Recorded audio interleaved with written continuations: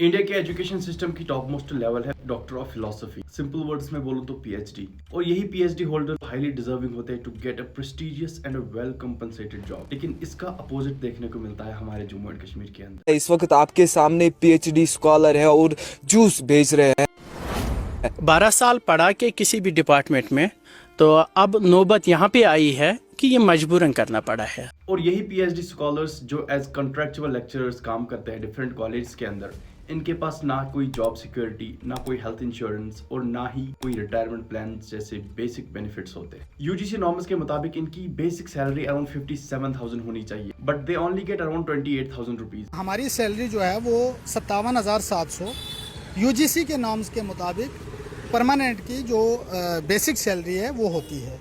लेकिन जम्मू कश्मीर में आज तक हमें जो है वो 28,000 सैलरी दी जाती रही। एंड अगर हम अपने काउंटर पार्ट लद्दाख की बात करें तो उन्होंने पहले ये सैलरी एनहांस करके 40K किया, उसके बाद 57 पे अभी वो टिके हैं as per UGC guideline. UT of Ladakh में जो है 28,000 से 40,000 होती है और 40,000 से 57,700 होती है। तो जम्मू एंड कश्मीर के कॉन्ट्रैक्चुअल लेक्चरर्स के साथ इतनी इनजस्टिस क्यों हो रही है? 5-10 साल डिफरेंट कॉलेज में काम करने के बाद, इतनी ज्यादा एक्सपीरियंस गेन करने के बाद ये दर बदर भटकते हैं। I have spent 13 years in the higher education department, and after 13 years they have pushed me. They have pushed me back. They have pushed from the door. They have pushed from the window that you are now not eligible. और उसके बाद कोई job न मिलने पे यही PhD scholars मजबूर होते हैं पियोन जैसी जॉब के लिए अप्लाई करने के लिए। How embarrassing, right? बट ऐसे ही कुछ हालात है यहाँ पे। जम्मू एंड कश्मीर में बेरोजगारी की कहानी सिर्फ इसके परसेंटेज की बात नहीं, बल्कि एक सपनों के टूटने की दास्तान है। आखिर क्यों यहाँ के नौजवान इतने पढ़े लिखे और बड़े बड़े डिग्री होल्डर्स होने के बावजूद भी एक 10-15 हजार की नौकरी के लिए तरस रहे हैं? क्या रीजंस है इसके पीछे? फॉल्टी एजुकेशन सिस्टम, आर्टिकल 370 का असर, जेकेएसएसबी का ट्रैप, रिजर्वेशन या कुछ और? जम्मू एंड कश्मीर की बेरोजगारी का असली सच आपको हैरान कर देगा। आइए इस छुपी हुई हकीकत का पर्दाफाश करते हैं। अस्सलाम वालेकुम folks, my name is Abdul Muqeet Pare and you are watching the change catalyst. देखो, अगर आप में से कुछ लोगों को लगता है ना कि नई सरकार बनने से या स्टेटहुड वापस आने से जम्मू एंड कश्मीर में बेरोजगारी खत्म हो जाएगी, सबको नौकरियां मिल जाएंगी, तो शायद अब थोड़ा ज्यादा उम्मीदों में जी रहे हो। सच ये है कि जम्मू एंड कश्मीर में बेरोजगारी एक लाइलाज बीमारी की तरह है जिसका कोई इलाज नहीं। ये सिर्फ मैं नहीं कह रहा, हमारे नए चीफ मिनिस्टर उमर अब्दुल्ला का भी यही कहना है। हकीकत ये है, सरकारी नौकरियां हम हर किसी को दे नहीं सकते। बेरोजगारी का खात्मा जम्मू कश्मीर में सरकारी नौकरियों से नहीं होगा। हम देंगे जितना हम दे सकते हैं, लेकिन जब तक प्राइवेट सेक्टर को हम बढ़ावा नहीं देते तब तक बेरोजगारी का जो ये एक बीमारी है, इस बीमारी का हम इलाज कर नहीं पाएंगे। सच का सामना करो और नई सरकार से उम्मीदें लगाना बंद करो। जम्मू एंड कश्मीर की पॉपुलेशन 1.25 करोड़ से ज्यादा है और यहाँ की लिटरेसी रेट 67% होने के बावजूद एक और तस्वीर हमारे सामने आती है। एक ऐसी तस्वीर जो सच में मैटर ऑफ कंसर्न बन चुका है। MOSPI के द्वारा की गई recent periodic labour force survey के मुताबिक जम्मू एंड कश्मीर की अनएम्प्लॉयमेंट रेट इंडिया के बाकी स्टेट्स के कंपैरिजन में टॉप पर पहुंच गई है with 32%, the highest in the country. मतलब हर 3 में से एक बेरोजगार।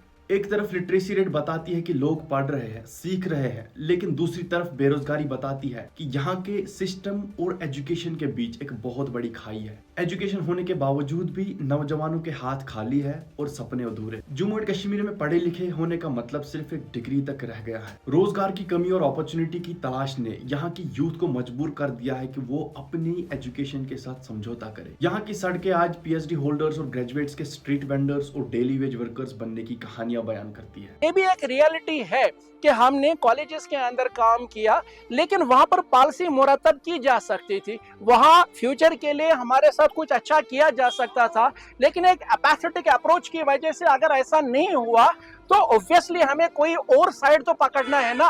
तो अगर हमने अब डाइवर्सिफिकेशन किया है, उस रूट को छोड़ के इस रूट पे आ गए हैं, तो ये सिर्फ इस खातिर ताकि हम सर्वाइवल कर सके। आखिर ये सिस्टम फेल क्यों हो रहा है? क्या इसमें हमारी कुछ गलती है? जी बिल्कुल सही सुना आपने, इसमें हमारी भी गलती है। क्योंकि जम्मू एंड कश्मीर के यूथ के लिए गवर्नमेंट जॉब एक मेजर करियर एस्पिरेशन है। ज्यादातर लोगों का सपना एक सरकारी नौकरी मिलने तक रह गया है, क्योंकि इसमें जॉब की स्टेबिलिटी, सिक्योरिटी, एक्स्ट्रा बेनिफिट्स और समाज में तो इज्जत मिलेगी ही, जो कि सही है। लेकिन अगर हम थोड़ा ध्यान देके यहाँ की सिचुएशन को समझने की कोशिश करेंगे तो as a matter of fact यहाँ जेकेएसएसबी के द्वारा निकाले गए सभी पोस्ट्स के लिए हजारों और लाखों में एस्पिरेंट्स अपीयर होते हैं और वैकेंसीज काफी कम होती है। अभी recently Jammu and Kashmir police constable के लिए एग्जाम कंडक्ट कराया गया था, जिसमें सिर्फ 4002 वैकेंसीज के लिए 5.5 लाख से भी ज्यादा एप्लीकेंट्स ने अप्लाई करा था। ये नंबर्स एक बड़े सवाल का जन्म देते हैं। जो लोग इस कॉम्पिटिटिव रेस में फेल हो गए, उनका क्या होगा, वो कहाँ जाएंगे? ये सिर्फ एक एग्जाम नहीं बल्कि रोजगार की डेस्परेट तलाश की एक तस्वीर है। इससे हमें यह भी समझ आता है कि लोगों के पास ऑप्शंस कितने लिमिटेड और इकोनॉमिक सिस्टम में स्टेबिलिटी की कितनी कमी है। ये बात समझनी जरूरी है कि गवर्नमेंट जॉब हर किसी के लिए एक सोल्यूशन नहीं बन सकती। गवर्नमेंट जॉब्स में 70% रिजर्वेशन का सिस्टम है जो सिर्फ 30% पॉपुलेशन को कवर करता है, जबकि ओपन मेरिट कैटेगरी के कैंडिडेट्स जो 70% पॉपुलेशन को रिप्रेजेंट करते हैं, उनके लिए सिर्फ 30% सीट्स छोड़ी गई है।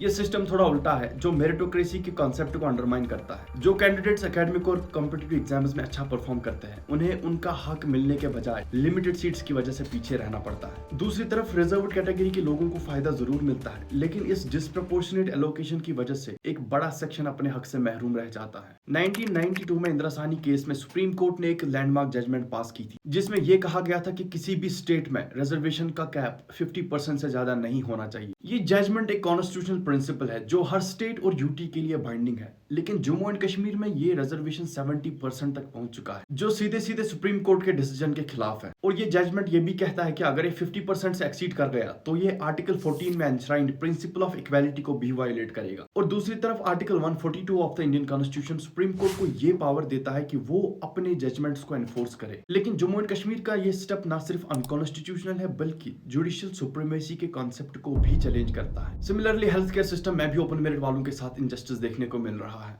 नीट पीजी के कॉन्टेक्स्ट में अगर हम बात करेंगे, पहले SRO 49 के अंडर ओपन मेरिट स्टूडेंट्स के लिए 75% सीट्स रिजर्व्ड होती थी। हम एक ही कॉलेज से पढ़ रहे हैं, सेम बुक्स है हमारी, सेम रिसोर्सेज है सारे।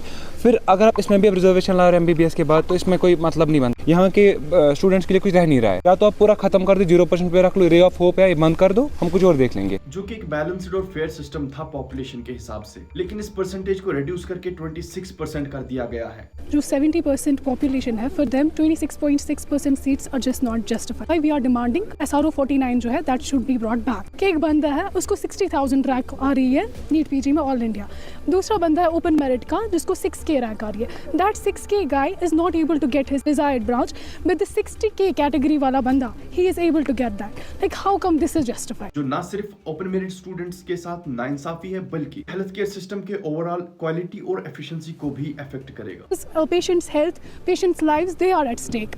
जो कॉम्पिटिटिव एग्जाम्स होते हैं उनका मोटिव ही ये होता है कि टू चूज द बेस्ट, जो सबसे अच्छा हो, जो पेशेंट्स के साथ जस्टिस कर सके। But then you are conducting this competitive exams and then you are selecting a guy who is not deserving that, while the guy who worked so hard for getting that seat is not able to get it because of this reservation. अब ये open merit वाले जाए तो जाए कहाँ? एक तरफ से रिजर्वेशन का बहुत बड़ा शेयर है और दूसरी तरफ से पॉलिसीज में फ्लेक्सिबिलिटी न होने की वजह से उन्हें उनके बराबर का मौका भी नहीं मिलता। जम्मू एंड कश्मीर में RBA कैटेगरी भी एक अहम मुद्दा है जिसके बारे में शायद ही कोई बात करना चाहेगा। जम्मू एंड कश्मीर में 6,500 से ज्यादा विलेजेस हैं, जिसमें से 2700 के आसपास विलेज RBA नोटिफाइड है, 40% से भी ज्यादा। Jammu and Kashmir state commission for backward classes act 1997 का सेक्शन 11 क्लियरली ये कहता है कि हर 10 साल बाद बैकवर्ड एरियाज का पीरियोडिक रिवीजन होगा। मतलब ये कि जो भी एरियाज RBA लिस्ट में शामिल है उनका स्टेटस रिव्यू किया जाएगा। लेकिन अफसोस की बात यह है कि ये रिवीजन आज तक कभी हुआ नहीं। मोस्ट ऑफ द पीपल जो रिजर्व बैकवर्ड एरियाज से बिलोंग करते हैं, they are currently living in forward areas. बहुत सारे लोग हैं जो श्रीनगर शिफ्ट हुए हैं और वो बहुत टाइम से उधर रह रहे हैं, but just because they have some age old home and some backward area, उनके बेसिस पे उनको कैटेगरी मिल रही है। हम सबको पता है कि हमारे एरिया में कितने विलेज जेन्युइनली बैकवर्ड कहलाने के हकदार हैं और कितने एरियाज इसके लायक भी नहीं है। तो दोस्तों, अनएम्प्लॉयमेंट रेट को कम करने के लिए गवर्नमेंट जॉब्स के पीछे भागना एक सोल्यूशन नहीं है। हमें अपने नजरिए को बदलना होगा और प्राइवेट सेक्टर की तरफ मुड़ना होगा और इंडस्ट्रियल ग्रोथ को सपोर्ट करना बहुत ही जरूरी है, क्योंकि वही नए जॉब अपॉर्चुनिटीज क्रिएट कर सकते हैं। पूरे इंडिया की अगर हम बात करेंगे तो around 52 million people are employed in private sector. चाहे स्मॉल एंड मीडियम एंटरप्राइजेस की अगर हम बात करें या मल्टीनेशनल कॉर्पोरेशन की अगर हम बात करें, जिसमें mostly manufacturing, retail, IT, pharmaceutical and finance जैसी कई कंपनीज अपना रोल प्ले करती है। सिमिलरली जम्मू एंड कश्मीर में सिडकोस बहुत ही बड़ा रोल प्ले करते हैं। अगर हम सिर्फ IG IGC लासीपुरा पुलवामा की बात करें तो ये ऑलमोस्ट 50,000 लोगों को एम्प्लॉयमेंट देती है। ये तो बहुत बड़ा कंट्रीब्यूशन है इस इंडस्ट्री का, तकरीबन 50,000 से ऊपर इनडायरेक्टली जब हम देखेंगे उतनी एम्प्लॉयमेंट यहाँ पर जनरेट हो रही है। जरूरत है एक ऐसे इकोसिस्टम की जो यूथ को नए स्किल सिखाए, उन्हें एंटरप्रेन्योरशिप के लिए मोटिवेट करे और प्राइवेट सेक्टर के जरिए नए रोजगार की अपॉर्चुनिटी पैदा करे। एंटरप्रेन्योरशिप और स्टार्टअप्स को बढ़ावा देना होगा, अपने आइडियाज को बिजनेस में कन्वर्ट करना, नए वेंचर्स शुरू करना और एक दूसरे को सपोर्ट करना, ये सब मिलाकर एक पॉजिटिव इकोसिस्टम बनाना होगा। यूथ को ये समझना होगा कि सिर्फ गवर्नमेंट जॉब्स का इंतजार करते रहना और अपना टाइम वेस्ट करना उनका सोल्यूशन नहीं है। मैं यहाँ पे मजबूर हो रहा हूँ ये बोलने के लिए, something is better than nothing. कोई भी छोटा काम शुरू करना, अपनी स्किल्स का यूज करना और ग्रेजुअली ग्रो करना बेहतर है, बजाय इसके कि आप अपॉर्चुनिटीज का इंतजार करते रहे। ये दुनिया बहुत जालिम है दोस्तों, आज का जमाना कंपटीशन का है। सरकार से उम्मीदें लगाना बंद करो और अपने पैरों पे खड़ा होना सीखो। आज से अपने आप में एक चेंज लाइए, क्योंकि आपका छोटा सा कदम कल के लिए एक बहुत बड़ा फर्क ला सकता है। Thank you so much for watching this video.